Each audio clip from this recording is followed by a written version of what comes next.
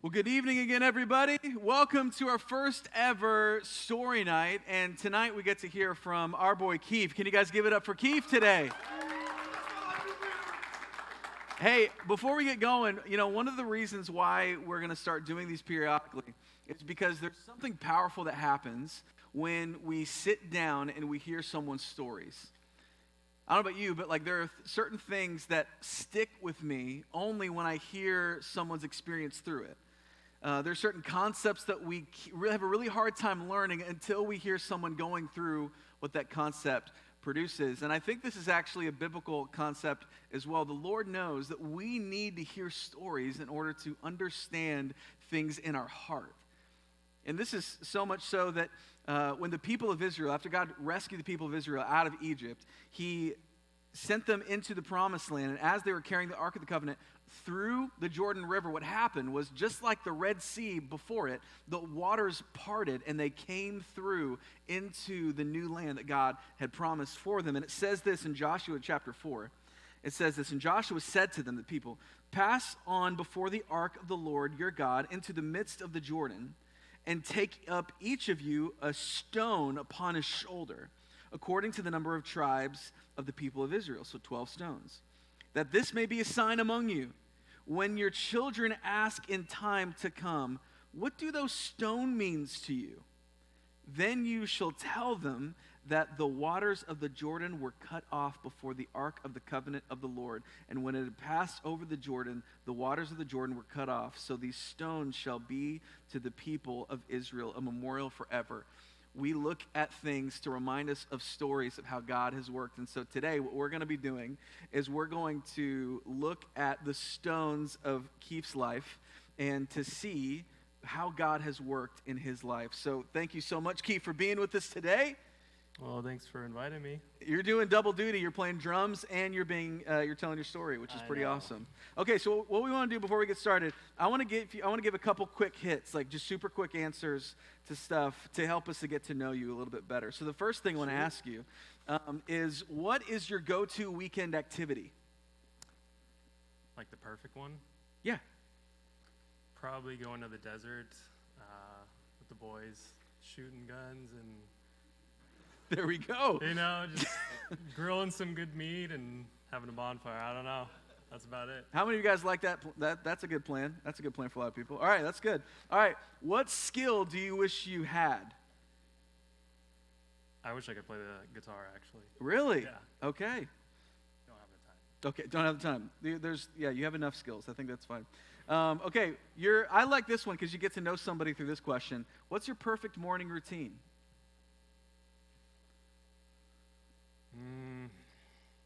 Well, I definitely need coffee. Yep.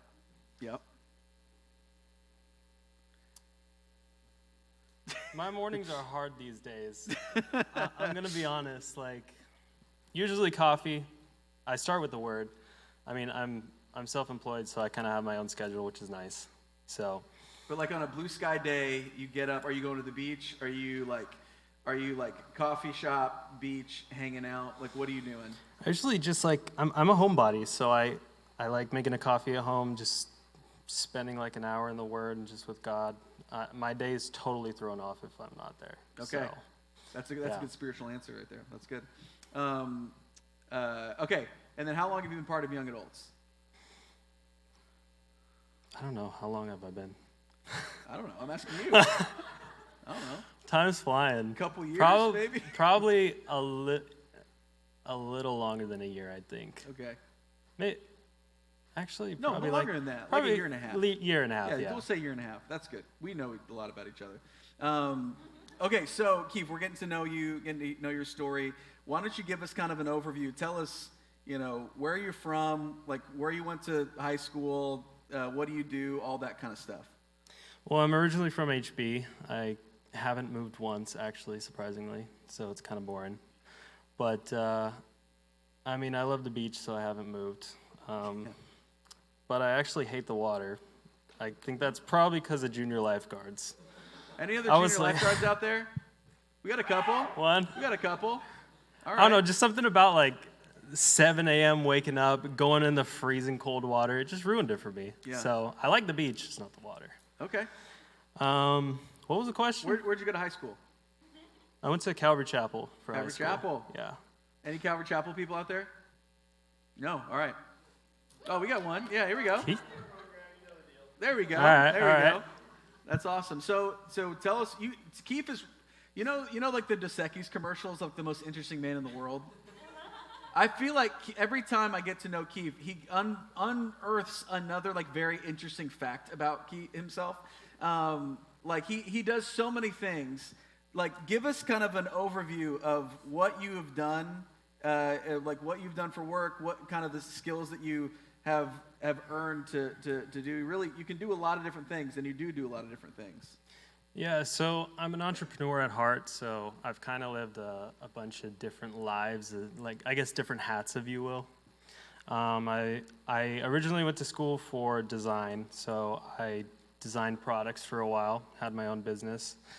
And then COVID hit, and then I started doing a whole crypto business where I made like giant farms for people, like crypto farms, so like as big as this room, just machines. How many of you have any idea how to understand what he just said?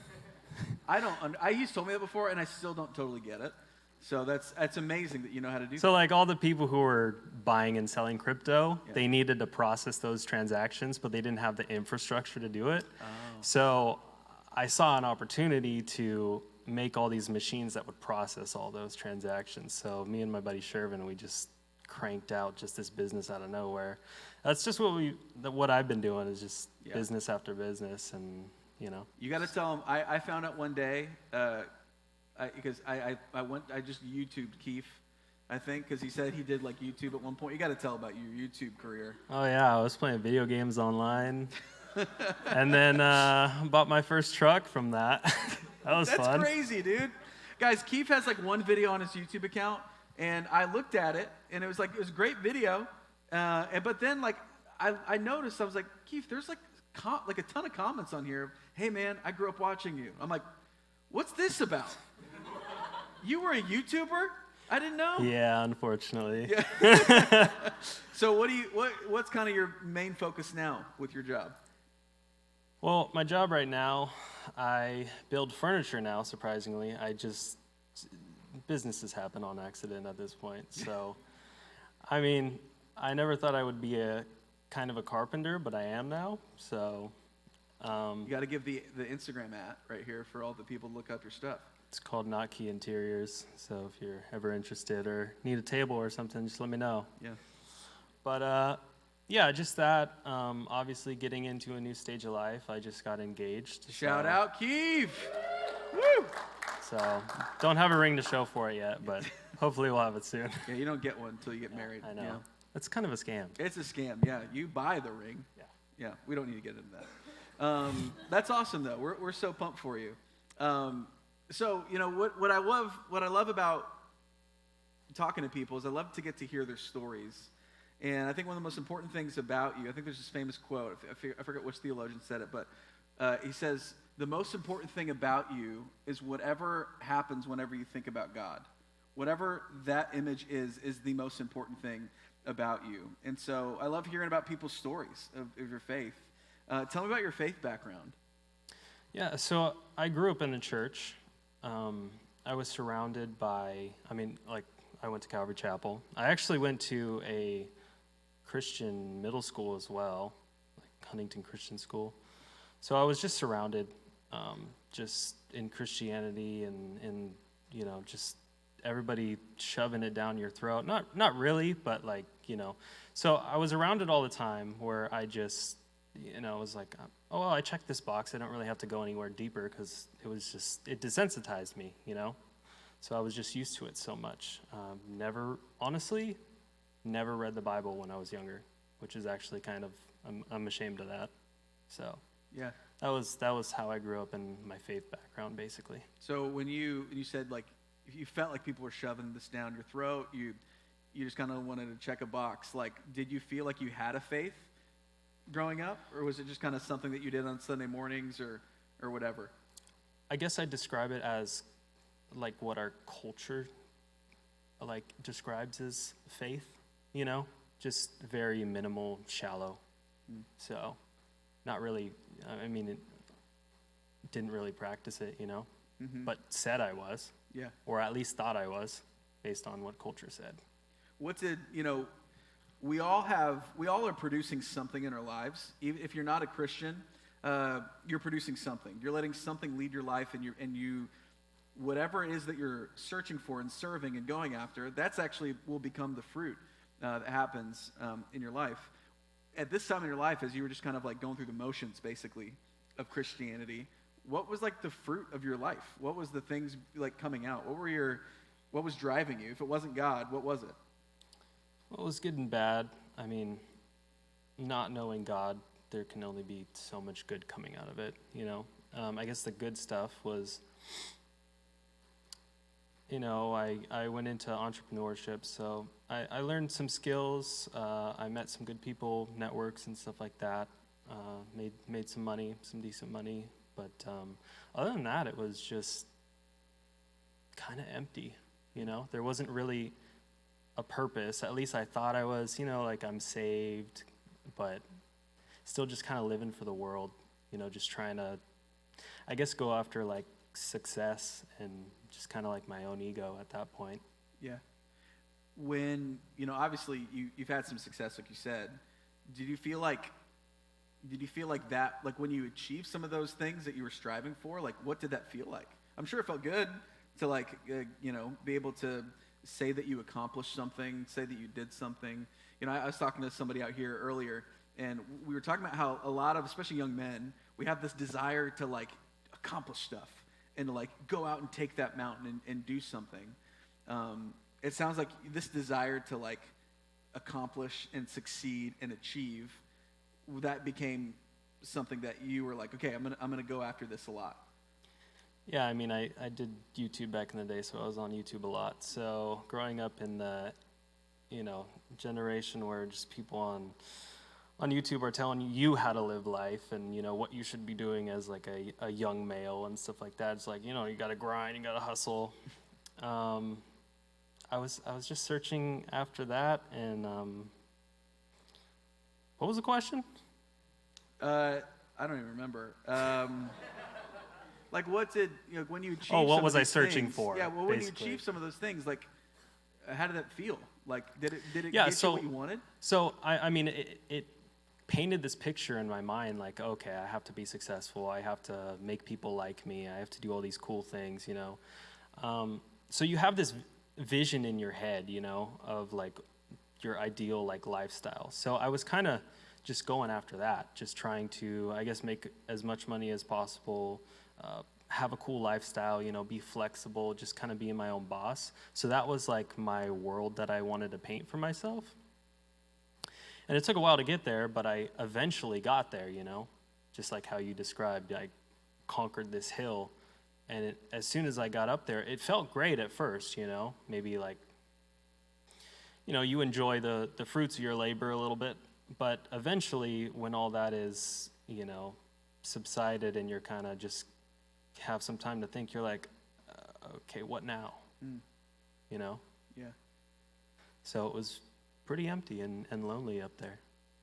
Because I think a lot of us kind of can do this. Success and achievement, especially as young adults, is one of the main things that we go to. And you said when you hit that mountaintop, you felt empty.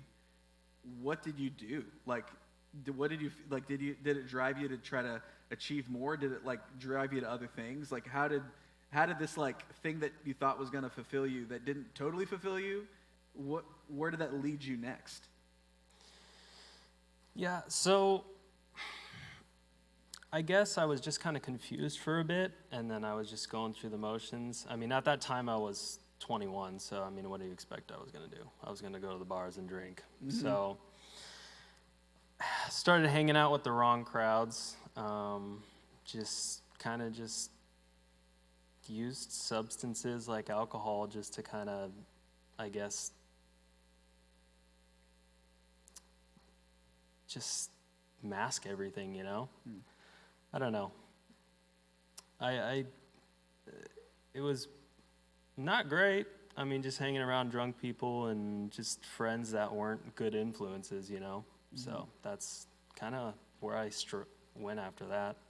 And you think that was because you didn't get what you thought you were going to get, so you were searching for something to kind of fill that? Definitely. I mean, there's just, I guess, kind of, I was in college at the time, so yeah, I mean, you're just surrounded by just parties and people going to bars and just people doing drugs and stuff like that. So since my whole life that I was, building up towards, kind of, I already got there and there was nothing to really satisfy me. I tried to just experiment with other stuff, I eventually even smoked weed at one point, and that ended quickly, just because, it just kept masking the pain, and I was like, okay, this isn't helping either. So I know a lot of times when people get to these moments where they're like searching for the thing, and if you don't find it, you keep going to the next thing, and the next thing, and the next thing, and it almost becomes like a loop, that people go through. Oh yeah. Did you feel like you experienced like kind of this loop of trying to find new to fix? Yeah, I mean, honestly, I doubled down. I was just like, I just need more money. That'll solve my problems.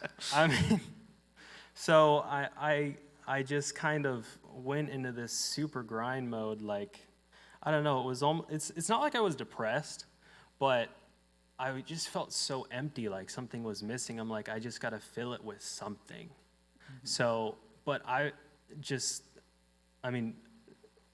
different, like, in the sense of, like, I just work. Like, that's what I do when I'm bored. I just work and work and work. And honestly, it's really unhealthy. Mm-hmm. But, yeah, I kind of doubled down, and I just said, well, maybe I didn't have enough money. So I just started more businesses and just tried to have more fun experiences. Maybe it was, like, my work lifestyle. Maybe I just need to have like more adventures, more fun things, and maybe I can do it with business and friends and people I networked with. So that's kind of the route I went. I just got stuck in this loop, and then after that didn't work out, went back to just like drinking and other stuff. It's just like an endless loop, literally, of emptiness. And then it's just like it's stressful because like there's no foundation, there's nothing. You just are just floating around doing whatever. What during this whole time, during like this going through the loop, like what did you think about God? Like what you said your faith was something that you just kind of like, were you going to church at all? Like was the idea of God in your head at any point? Like, did you feel like God ever cry out to him during this time? How would you like describe your faith at this point? Yeah, I was going to church still, but I'm gonna be honest, it was like, oh, my parents want me to go to church. I guess I'll go to church this weekend. Like, so that was where I was at. I mean, I still wanted to. I guess I had the thought of like, well, I'm still going to church. Like, at least I'm doing that, At least that's enough. And, just hanging around, some godly people and stuff like that, But really wasn't anything there. But I started, I guess, searching at that point, Just like kind of asking questions, like, to myself, first of all, like, well, what am I doing, and what should I do from here? And I wouldn't say I was like depressed, because I haven't really ever, I'm gonna be honest, I haven't really like battled with that, but I just started like really just kind of dwelling on like, what am I actually doing? Because like I would be around people and just feel completely like empty, like numb. Like I didn't feel emotions. I wasn't present. I just kept like, I was just in my head all the time. Just like when I was hanging around with people or just like even people at the church, I was just like, what am I doing? I feel like just an empty nothingness. What was the, going from that to right here, you're sitting on stage talking about your faith now. What was like the catalyst for you to like actually dive in and actually explore your faith for real? Yeah, so I think the catalyst was, at the time, things were going well. Like life in general was good. But like my personal, like mental state was not. And I think the breaking point was like, I just sat there like, I have a great job. I have a great lifestyle. I have a great girlfriend at the time. And like, just, there's got to be something else. So as I like was just kind of sitting there and just dwelling on like my situation and my life, I got to do something. So having a faith background, it's important, you know, because I mean, someone planted that seed for me. It was my parents. My parents raised me really good. I'm going to be honest, I didn't have really any hardships. I had hardships in different areas, but not what you would typically have. But yeah, there was just a point where I just kind of, just randomly, I was like with my girlfriend, I'm like, I think we need to go to church. And she was like, what? I mean, she was kind of along the same lines as me, you know. I think that's probably why we were together. You know, we were just kind of on the same page with things. But yeah, I mean, I was going here every once in a while with my parents, because my parents have been going here for a while. But then I started going to, you know, on the other off weekends, I would start going to a church near her house. I forgot what it was, but yeah. So it was like during this time, kind of like, you know, I'm sure you guys might have felt like this too, where you kind of forced to go to church. It's something that, you know, your parents make for you to do. And especially as young adults, this is like the first season of our life. If you've grown up in church, this is the first time where you actually choose whether or not you want to do it or not. And so for you decided to go away from it, for all intents and purposes. You were still going every once in a while. Yeah, but, gotta give me credit. Yeah, you gotta give me credit there. But like, this is like the first time you're like, all right, my decision. We're gonna check church out again. We're gonna explore this. Was that out of a desperation for the way you felt? Yeah, I would say that. It just definitely my situation, but it was also partly because I felt like I let God down if he was like actually real. And so I was like wrestling with that for a while. I'm like, okay, if this is actually like what I'm supposed to do, like, God, I've been failing you. So I had to kind of come to that realization with God, you know, basically like get down on my knees and just say, hey, God, I don't know if you're real, but if you are, give me a reason why I need to submit to you. And I just kind of just let everything out. I was just kind of by myself.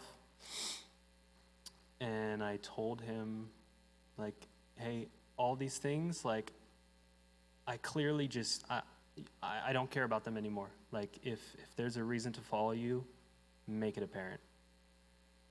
So. Did he? Like, did he reveal himself to you? Like, did he show himself to be trustworthy that where you could follow him? Well, the answer is yes, yeah. But not right away. Yeah. And I realized, like, because like it's crazy. I'm like literally having a realization right now. Like, it's people like this, like what we're doing, that I've been listening to in the past when I wasn't saved. I was like, okay, there needs to be some crazy transformation or something like that, you know, like right away.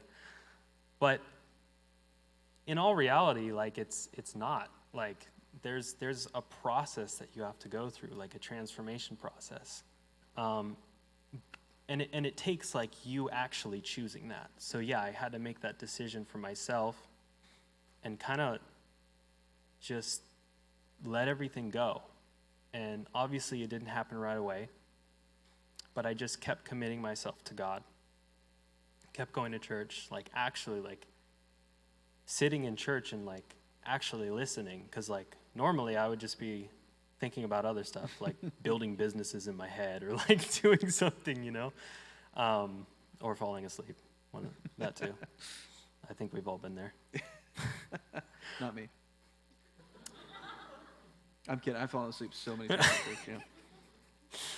But yeah, I mean, you have to just keep going, and I think that's what God like wants from us. Just to kind of prove yourself. Like, hey, keep going.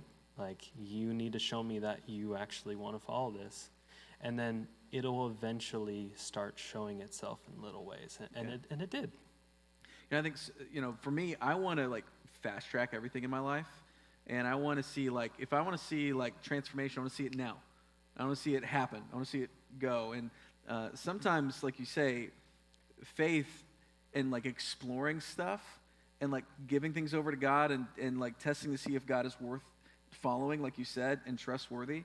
It, like you said, it does take, okay, God, I'm gonna keep going. I'm gonna keep sowing, and eventually a seed will be sown that will sprout as you continue to trust God and you continue to see, God, that you are trustworthy and you are proven to be right, that all the things that you say are right and the things that I'm doing are wrong.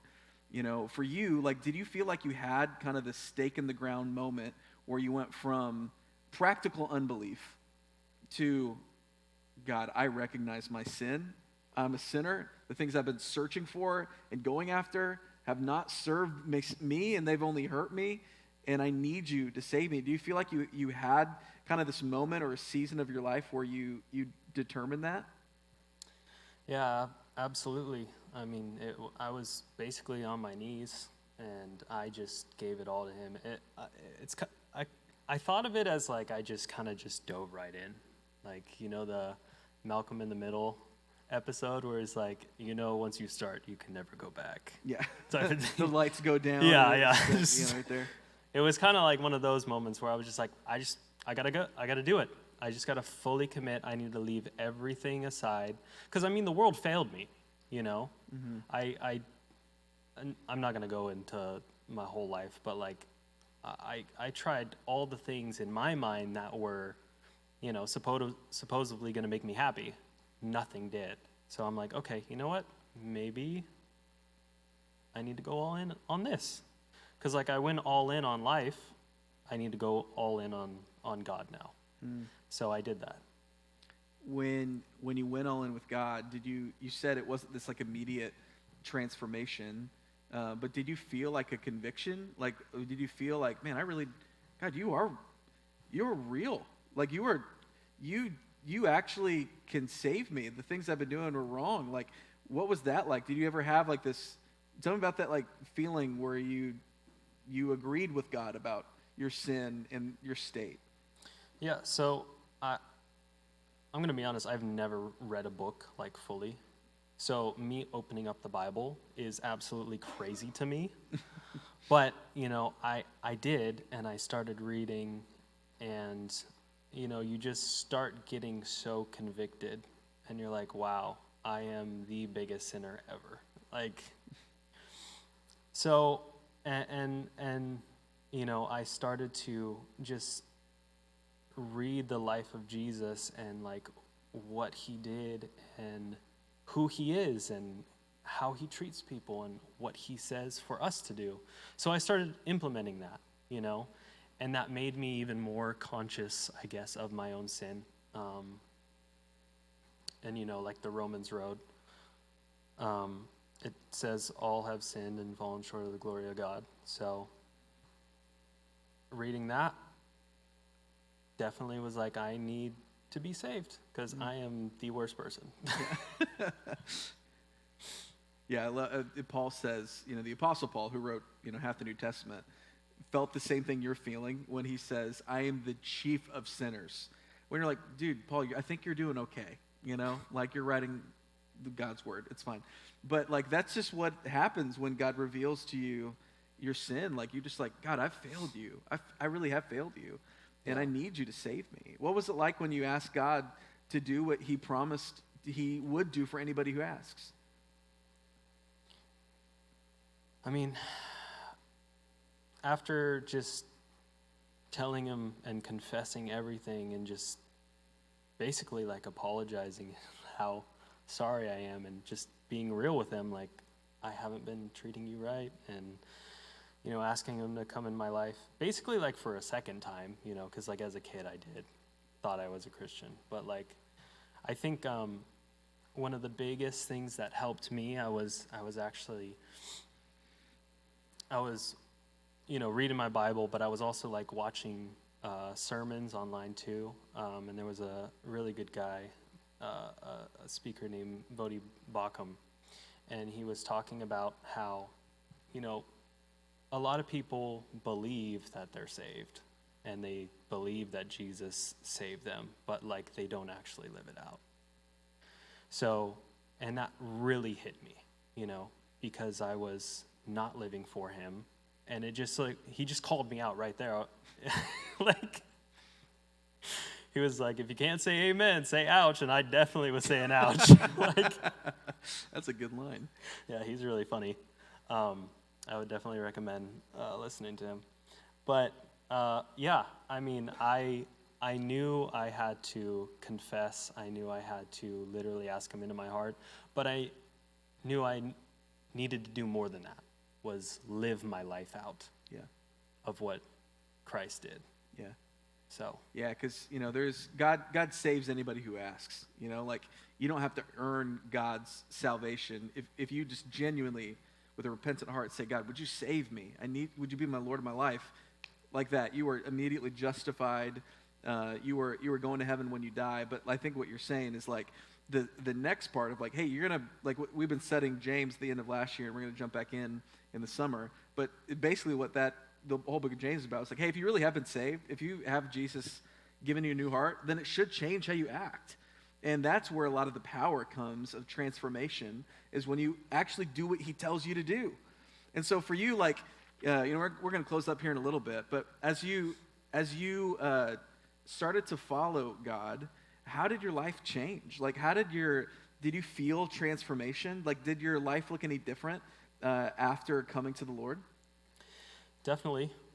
I mean, like I said, it wasn't quick, but if you wake up every day and keep trying, and if you pay attention, it might not be like in your face, you know, but I was starting to see little things here and there.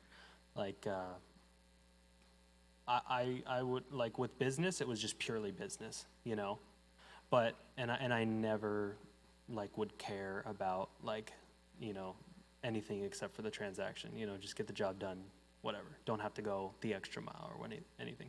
But I started having, like, a sense of integrity with my business, you know. I started treating customers nicer, and they actually, like, I saw them being affected in, like, such a great way because I actually cared about the service I was providing and caring about the person, and everybody has individual needs, and then, you know, you're actually helping people out way more than you think, and that is just was fulfilling to me. And I was like, wow,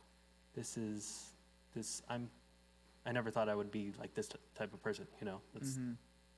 So I started seeing little changes like that, and then even people started telling me, like, kind of different. Like, what are you doing these days? Like, what's up? You seem more chill. Yeah. You know?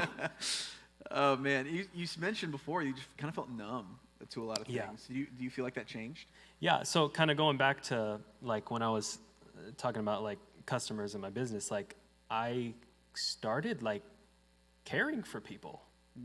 When normally I would just be in my head and not feeling emotions for anybody, not having any empathy or anything like that. I don't know, that was like one of the biggest things that I struggled with. That was like my really big thing. Like I just always felt like I couldn't feel emotions. Like is everyone just faking it? Yeah. Like I'm not feeling anything. So I started to actually care. I started to feel for people, like grieve with people, like actually sit there and listen and like want to listen. And just that right there, like made me cry. Like, I don't cry a lot, but like that was like one of the biggest things for me, was like actually like caring for people. Wow. You know, Keefe, when I met you several years ago, you were kind of, I don't know where you were in this journey of coming back to the Lord and making Him the thing that you pursue more than anything else. But one thing that I was so struck about you in your story was we met at Sir Coffee downtown, and you were saying, hey, like, basically everything in your life was on the table for the Lord. So you're like, this is what he would say. He's like, hey, is it wrong to earn money, to make a lot of money? Like, because if that's going to like distract me from like following God, I'll give it up. Is it wrong to do this? Because if that's not the case, then I'm going to give it up. It's no problem. Like literally, like you were living out what Paul says as Christians, we were supposed to be a living sacrifice to the Lord. Like that's what you were doing. You were like everything in your life. You're like, it's on the table for you, God. I can sacrifice anything if that means being close to you. And I just remember being struck with this idea of like, holy cow, this guy is on fire for God. And like we had conversations where like, no, dude, it's not bad to have money. Like, it's not bad at all. It's bad if money has you. You know, that's a bad thing. And we talked through a lot. And man, just to hear the person that you described before was not the guy I met at Sir Coffee. You know, like the person that you described, all the things that you've said so far tonight, and the fact that you pursued success, you pursued achievement, you made it, you got the mountaintop, but it didn't fulfill you. And then it led you to the spiral that led you to finding God for real, being like, God, if you are real, I would love some help. I'd love some peace. I'd love some comfort. I love whatever you give me. He gave it. Yeah. Yeah, because like after that, I was just filled with literally peace. Like you can't describe it.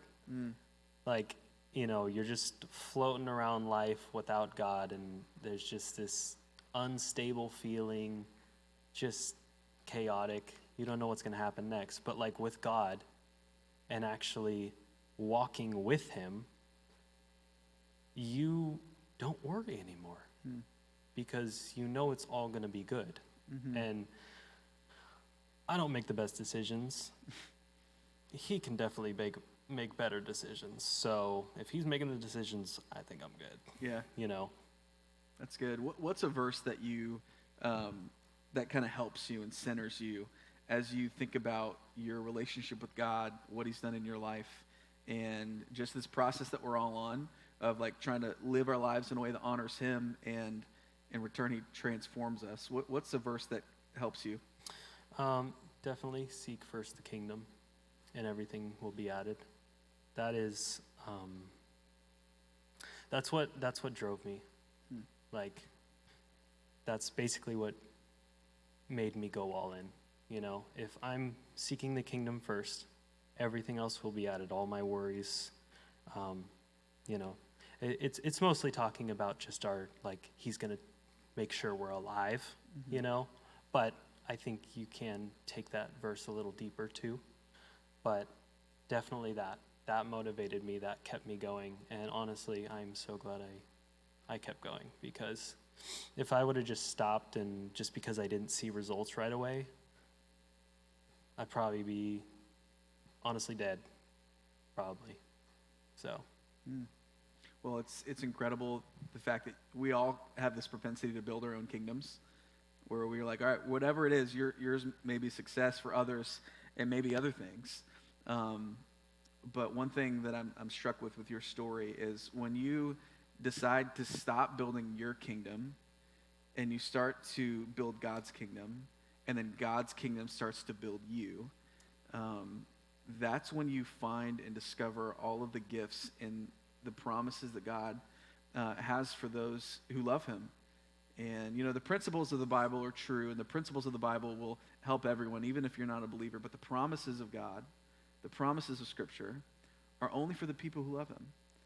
He can't promise to wipe away every tear from your eye if you don't believe in Him. And for you had like a tangible stake in the ground moment and season where you're like, God, I'm going all in. And I'm so grateful you did. And man, the fact that Keefe he's such a great, he co-leads a small group with Bob, and I know some of these guys are in this group, and Keefe's one of those guys who now, and it's so funny you describe that, like the numbness and not really caring about people before, because Keefe is the first person who, when we a group of guys get together, we're all out to lunch somewhere, he's like, guys, what's going on with you guys? Are you doing good? Is everyone doing okay? What's going on really? And I'm like, put down my sandwich. I'm like, okay. Yes. But but that's just who you are, man. Like that's the kind of the person that God has built you to be, and you bless people. You bless people, and we are blessed to have you in our community. Not only banging cymbals a lot of the weeks, but just being who you are and letting God shine your light through you. It's scary to get up on stage and talk about your story in front of people, but I'm grateful that you have, and not to give glory to you, but to give glory to God, because He's the reason why we do this. The reason why we get up and talk about our story is to really reveal His story. And so I'm grateful that you spent some of your time doing this today. Can you guys give it up for Keefe? I don't know where you're at with your story and your faith. Maybe you're kind of like Keefe, where we're just kind of going through the motions. And maybe you're just showing up here because you have friends here, or maybe you're searching, you're earnestly searching for God, or maybe you're like you've gone all in, but God hasn't transformed your heart in the way that you were hoping to. What my prayer for you is that you would hear something like Keefe's story and to keep going, to keep pursuing God, keep asking Him to show Himself to you, because He will. If you draw near to God, God will draw near to you. That is a promise. And we need to be people, if we want to be changed by God, we have to fully do a trust fall into His promises. And that's something that we all can experience. And slowly, day by day, slowly, we can actually see the transformation that God has for all of the people who love Him. And if that's you today, or maybe you're in here and you don't even know where you stand with God. Like maybe you're kind of like where Keith was. You were fuzzy. I grew up going to church, but you don't really have a moment where you're like, God, I need to confess my sin to you. I need you to save me. I need you to help me. Man, I would encourage you, come talk to me. Come talk to Keefe. Come talk to someone on our team. Even at after hours, at In-N-Out, we'd love to be able to talk with you and to pray with you, because God is available to you. And we are so excited to be able to have these conversations. These are the best conversations that we could ever have. But I want to encourage you, wherever you are with God, try to identify, God, show me. Just show me where I am with you. Help me do like a diagnostic check of where am I at spiritually. And I want to encourage you, after you do that, tell somebody about it. Just be like, hey, this is where I feel like I'm at. I'm not totally in, I'm not totally out, or maybe I feel like I'm in, but I need God to transform me still. Whatever it may be, don't leave where you are currently at. Use this as an opportunity, as a catalyst to springboard you into having some spiritual conversations with people that could lead to transformation. Would you pray with me? Lord, God, I thank you for your presence and your power in our lives. I thank you for Keefe and his story. God, thank you for the picture of grace that you have so beautifully woven through what he said and the words and the story that he's lived. God, I pray that as we hear these stories, God, that you would build all of our faith. God, it says in Revelation that we will overcome the enemy by the blood of the Lamb and the word of our testimony. God, there's something powerful that happens when we share our stories with people. And so, Lord, I pray that you would come in, that you would give us the courage, the boldness to identify where we are with you, and the boldness to tell somebody about it and ask questions to somebody about where we are. We love you, and it's in Jesus' name we pray. Amen.